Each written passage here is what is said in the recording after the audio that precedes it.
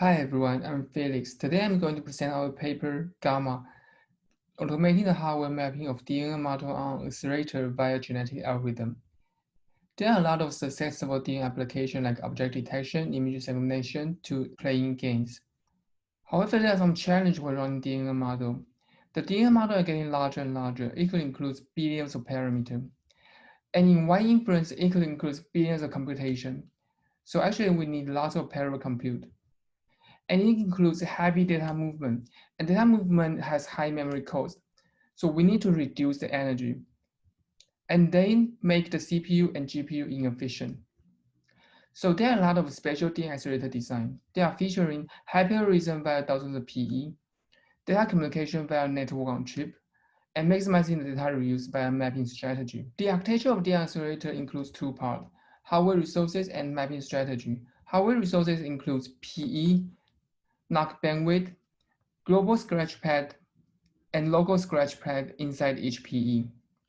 A mapping strategy could be like TPU style, NVDLA style, Iris style, and both of them together will decide the latency, energy, power area performance of the DNN accelerator. Here's our outline. We'll go to the motivation first and talk about our problem formulation, and then talk about our method and go to the evaluation part.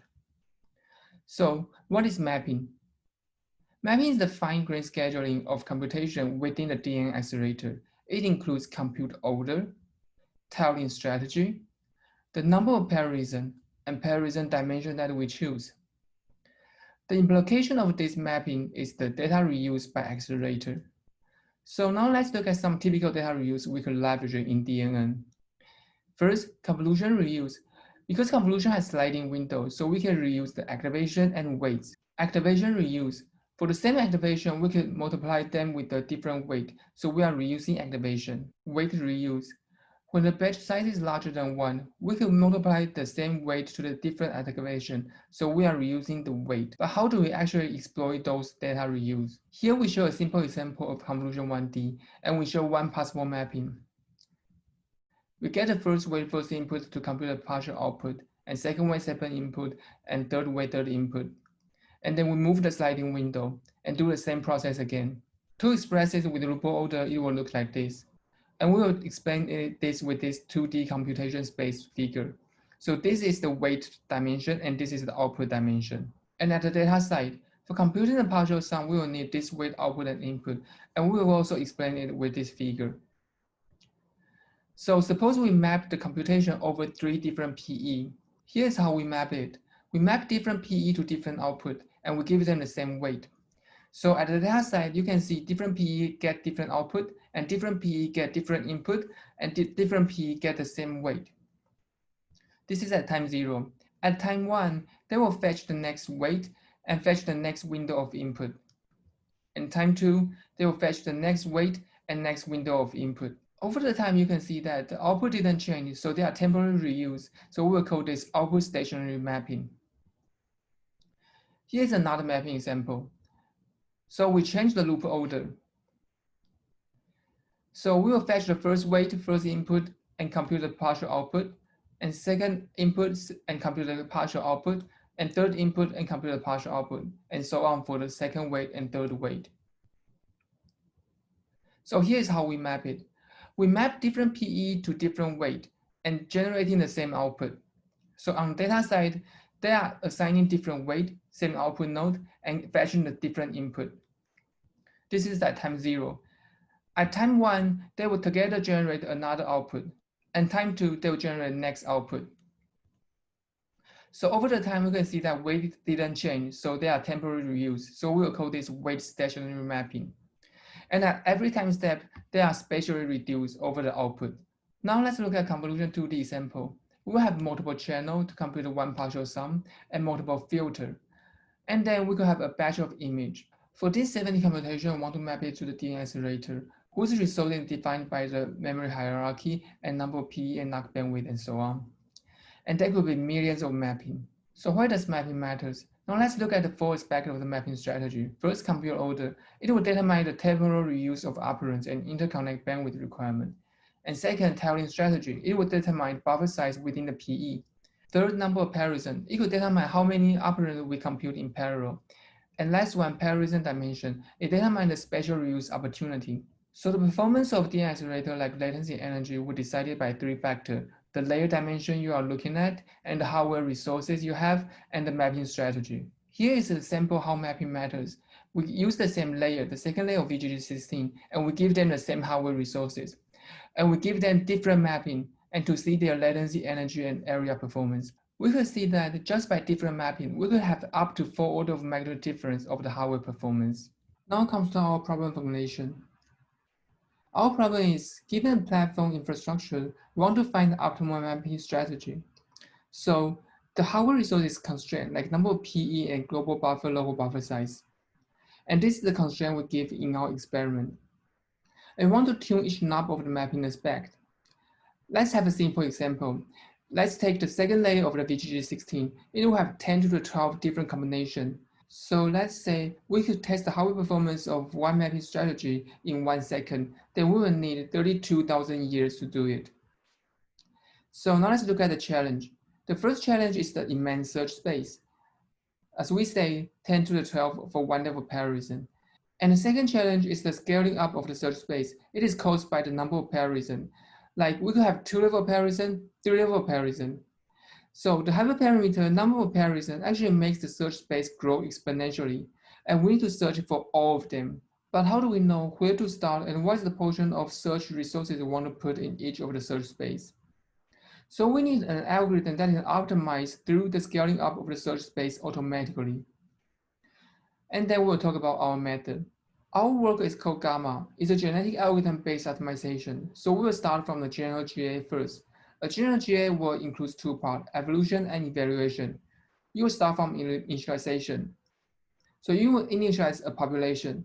For each individual population, you have a gene and genome. A gene is an encoded value. A genome is a series of encoded values that represent an individual. And you will put the population into the algorithm and go to the evolution part. So first, crossover block. So in crossover, you will swap the gene of 2 genomes, like this, to generate the next generation. And then you will go to the mutation block.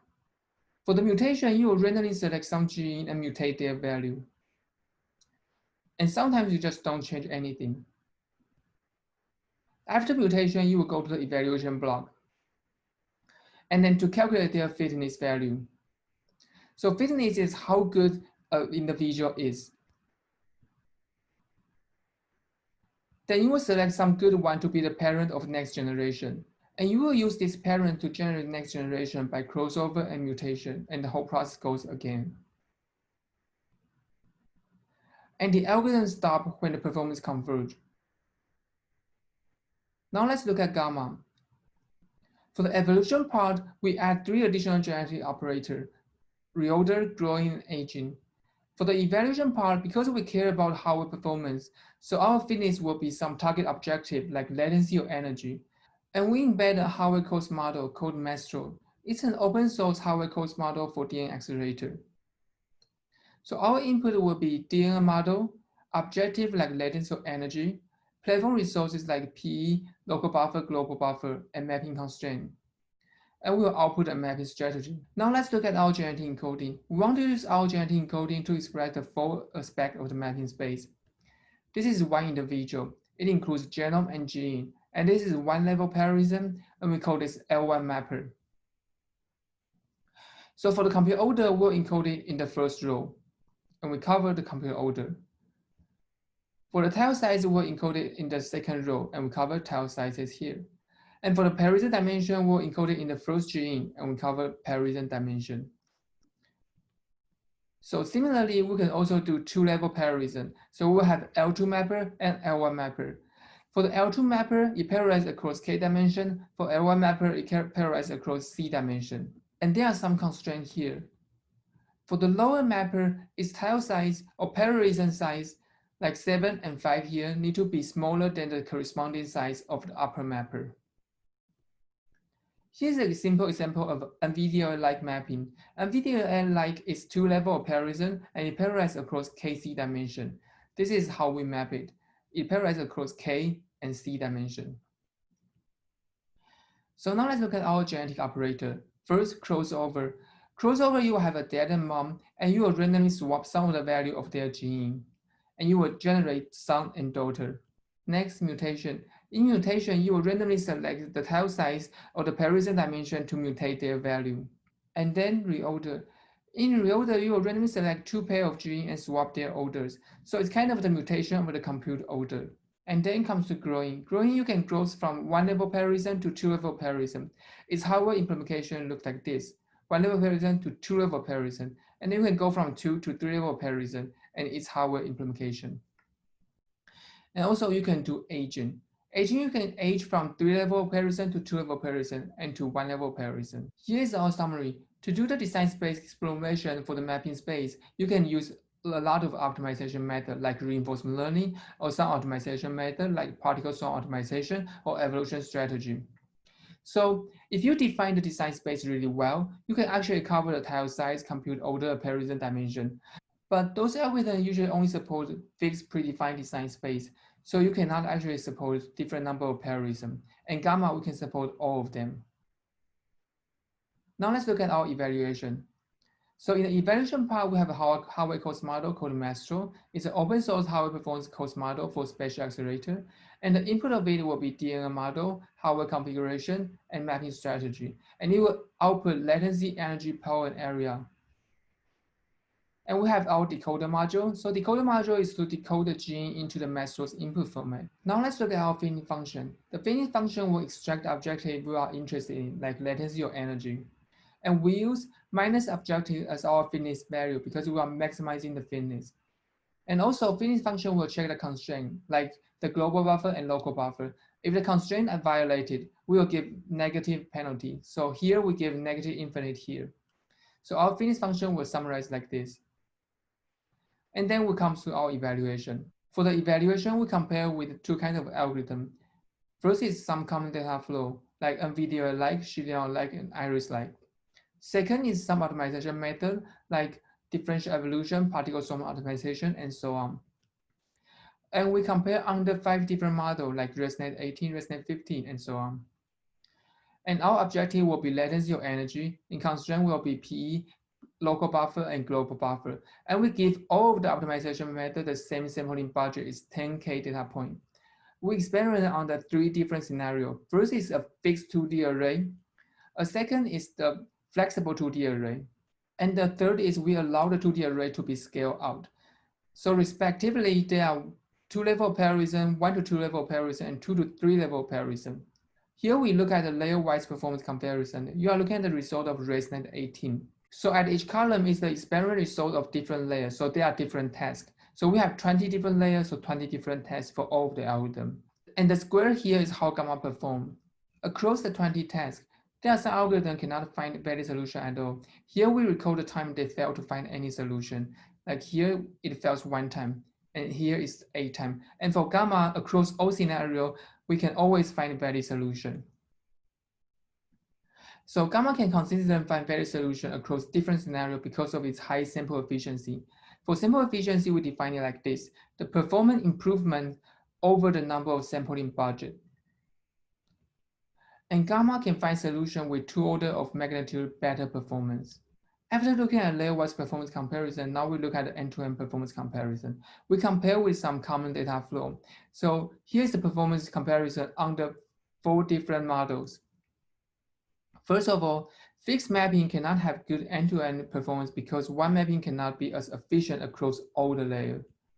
And Gamma can customize the mapping of each layer automatically, so it will have better end-to-end performance. Here we look at some solution that Gamma found. Here you are looking at some result of VGG16. First, we can see that Gamma can actually find some customized mapping for each layer. And second, the found parallelism dimension are consistent with the heuristic that we have. Like at early layer, we have larger activation dimension. So we want to parallelize across activation dimension. And at the late layer, we have larger channel dimension. So we want to parallelize across channel dimension like C and K here. And lastly, Gamma found spatial tile size and interesting compute order that normally is hard to come up with human power. Here's our conclusion. The mapping of a DNN accelerator determines overall runtime and energy efficiency, but the search space of the mapping strategy is immense. An efficient search method is much needed. The search space of mapping strategy is scaling up with the number of parallelism, and many off-the-shelf optimizers actually require a rigid search space. So a flexible search method that can optimize elastic number of parallelism is needed. At this end, we propose Gamma. We create a comprehensive mapping space, which enables algorithms to target a wide variety of fixed and flexible, single, and multi-accelerator systems. We introduce new genetic operator, which enable a domain-specific flexible search space unlike most off-the-shelf optimization algorithms. Gamma is a black box optimizer for the hardware mapping problem, which saves manual tuning effort for ML practitioners exploring the hardware mapping space. Thank you, and the code is available online.